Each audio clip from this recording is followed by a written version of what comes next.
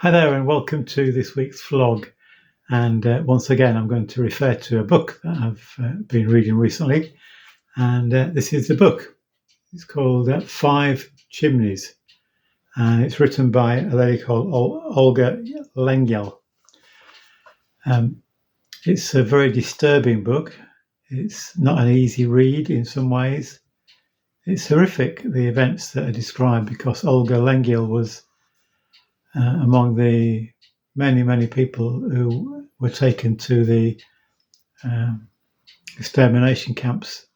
She was in Auschwitz, and the scenes she describes in the book are almost unbelievable.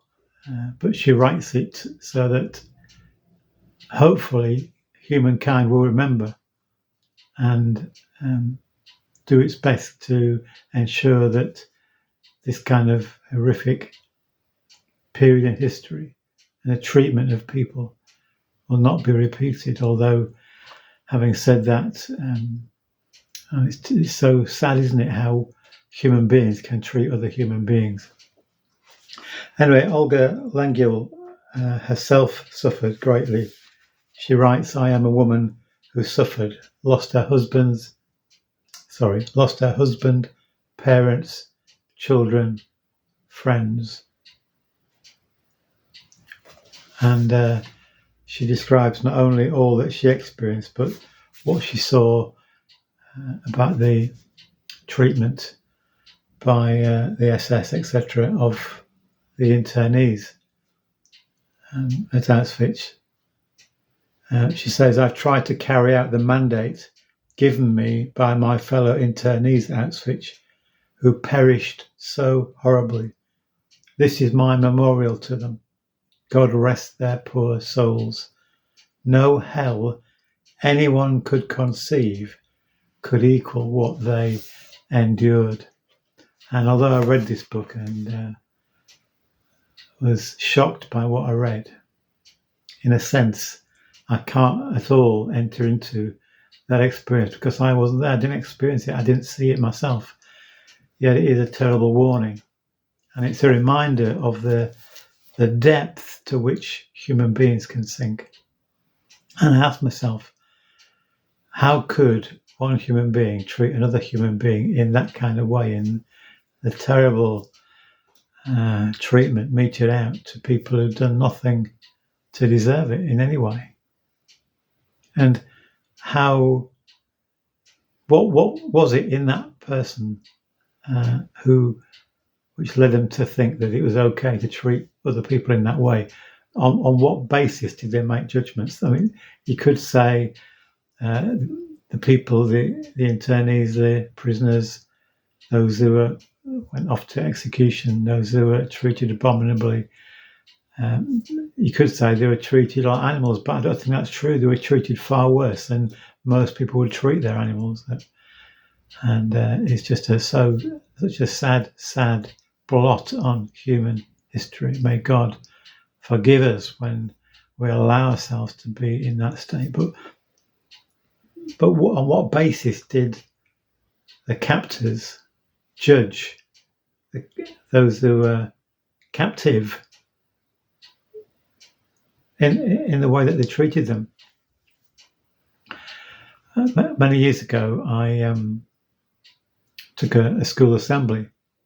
I think it was a harvest time, and I took along 2 apples. One of the apples, if you don't know what an apple is, that's what I like to use visual aids. One apple was looked on the outside to be really bruised. I'd dropped it a few times to deliberately bruise it. The other apple looked a bit like this one. It looked perfect on the outside, no blemishes at all.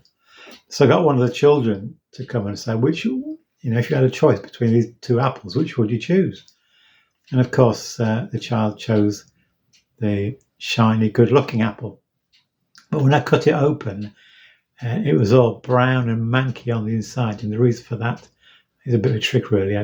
I'd syringed some iodine into the centre of the apple, so it made it go all grotty. Whereas the other apple, which was bruised on the inside, when I cut that open, it was perfect. Sorry, when it was bruised on the outside, on the inside, it was perfect and very completely edible. And the point of that was to show that we cannot judge on externals. And that came up in last Sunday's service when I was preaching about from the first book of Samuel, where the King Saul has been deliberately disobedient to God more than once. And so God says to Samuel, Saul is not my chosen one anymore. He's not going to be king. I want you to go and anoint a new king.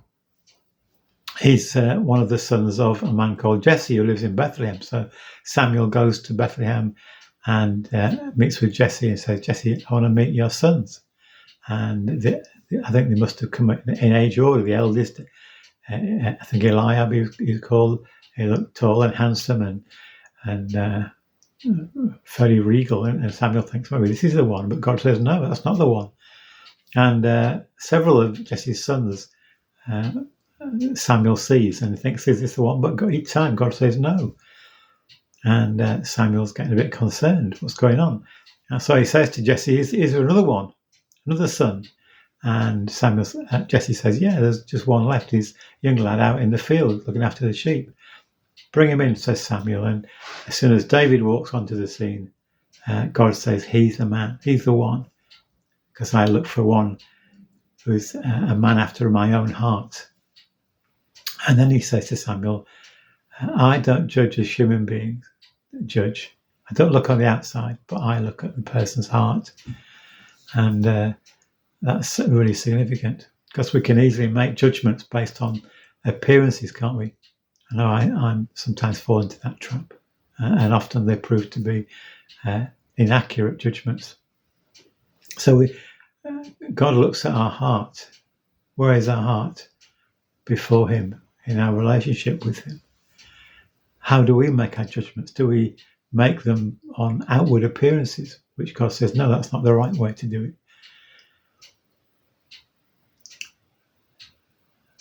It's just these kind of things about judgment, how we judge.